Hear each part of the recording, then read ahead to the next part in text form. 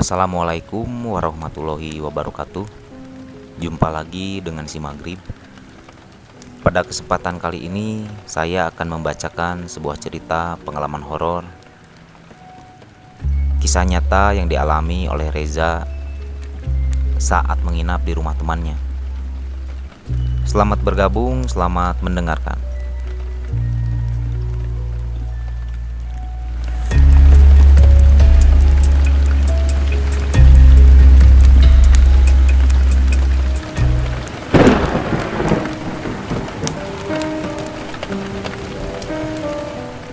Namaku Reza.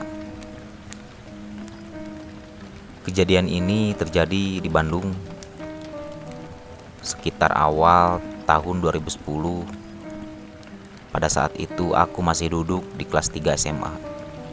Hari itu hari Sabtu. Sekolahku hanya setengah hari dikarenakan semua guru akan menghadiri rapat untuk ujian nasional yang akan mendatang. Saat itu di kelas, aku berkemas-kemas membereskan buku dan alat tulisku. Dan saat aku sedang sibuknya memasukkan semua buku ke dalam tas, tiba-tiba temanku yang bernama Iqbal menepuk pundakku dari belakang. Hei Za, udah ini lo mau kemana? Dengan sedikit kaget aku menjawab, "Ngagetin aja lo, Bal. Gue mau langsung pulang lah. Bentar lagi kan ujian, gue mau belajar." Lalu Iqbal menjawab, Ya elah, kan masih beberapa minggu lagi. Masih lama kali. Mending lo temenin gue yuk nginep di rumah. Soalnya ortu mau pada pergi nih. Gue malas sendirian di rumah. Aku sempat berpikir dulu sampai akhirnya aku menyetujui ajakan temanku itu. "Ya udah deh, ayo. Tapi lo harus temenin gue izin sama ortu gue dulu ya," pintaku pada Iqbal.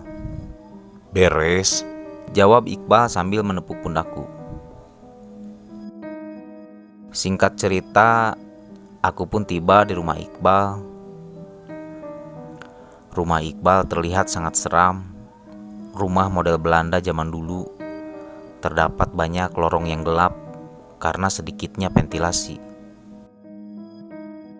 Dan sangat lembab. Aku merasa sangat merinding saat memasukinya. Ini memang pertama kalinya aku datang ke rumah Iqbal. Tapi ada satu hal yang menarik perhatianku, yaitu patung macan tutul yang tersimpan di depan pintu kamar Iqbal. Katanya itu macan tutul asli yang diawetkan. Wajar saja patung itu terlihat sangat nyata. Waktu pun berlalu, aku dan Iqbal bermain PS di kamarnya untuk menghilangkan rasa bosan. Saking asiknya main, waktu tak terasa menunjukkan pukul jam 11 malam. Karena dari sore hujan, malam itu terasa sangat dingin dan membuat perutku terasa lapar. "Bal, lapar nih," ucapku sambil tersenyum kepada Iqbal. Iya, sama gue juga. Tapi gue cuman ada mie nih buat dimasak. Jawab Iqbal. "Iya gak apa-apa. Hujan-hujan gini enak kali makan mie," jawabku lagi. Lalu Iqbal pun pergi sendiri ke dapur dan memasak mie untuk kami berdua. Saat akan aku temani, dia menolak.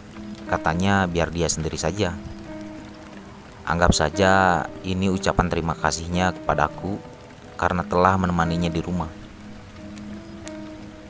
Aku pun tersenyum bahagia karena sebenarnya aku sangat malas untuk beranjak dari kursiku.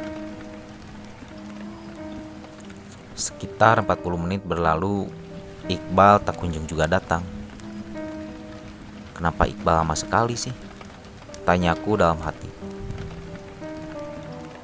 Tiba-tiba aku mulai merasa sedikit takut karena ditinggal sendirian di kamar. Entah kenapa aku selalu penasaran dan melihat ke arah patung macan tutul itu. Kenapa aku merasa seakan-akan patung itu sedang memperhatikanku. Tapi aku meyakinkan diri kalau itu hanya perasaanku saja. Tak hentinya aku terus melihat ke arah patung macan tutul itu. Tapi sekarang aku melihat ada bayangan orang yang sedang berjalan. Aku pikir itu Iqbal. Aku pun merasa lega karena akhirnya aku tak sendirian lagi. Namun ada yang aneh. Semakin dekat aku lihat bayangan itu tak seperti bayangan Iqbal. Bayangan itu semakin mendekat dan ternyata aku melihat seorang nenek yang terlihat sudah sangat tua sekali, dengan badan yang membungkuk dan rambut acak-acakan. Dia menggunakan kain dan kebaya berwarna merah. Kaki dan tangan nenek itu terlihat sangat kotor. Dan nenek itu melihat ke arahku, lalu tersenyum. Namun saat aku membalas senyumannya, tiba-tiba nenek itu pergi dan masuk ke dalam kamar yang ada di sebelah kamar Iqbal. 10 menit kemudian, akhirnya Iqbal datang dengan membawa 2 mangkuk mie di tangannya. Sorry Za, lama tadi gue sakit perut. Ucapnya. Lalu aku pun menjawab, "Iya, gak apa-apa kok." Aku pun langsung bertanya pada Iqbal tentang neneknya tadi. Katanya lo sendirian di rumah, tapi tadi gue lihat nenek lo masuk ke kamar, kataku dengan sedikit bingung. Hah? Nenek? Nenek yang mana? Jawab Iqbal kepadaku. Aku pun menjelaskan semua yang aku lihat kepadanya. Namun saat aku selesai menceritakannya kepada Iqbal hanya menutup pintu kamar dan langsung mengajakku untuk tidur. Aku heran dengan sikap Iqbal. Aku terus bertanya, ada apa? Tapi Iqbal terus menyuruhku untuk tidur. Setelah makan mie, aku dan Iqbal pun akhirnya tidur. Keesokan harinya kami pergi keluar untuk mencari sarapan. Dan di tengah perjalanan Iqbal menceritakan kalau sebenarnya neneknya sudah 2 tahun lalu meninggal dunia. Dan kamar yang ada di sebelah kamar Iqbal itu adalah kamar neneknya.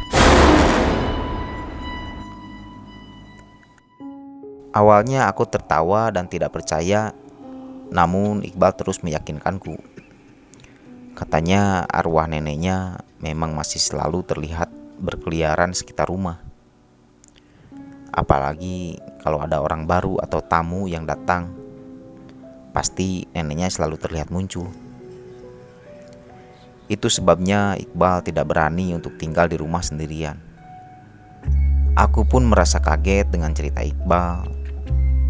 Dan baru kali ini aku melihat yang mungkin kalian sebut hantu.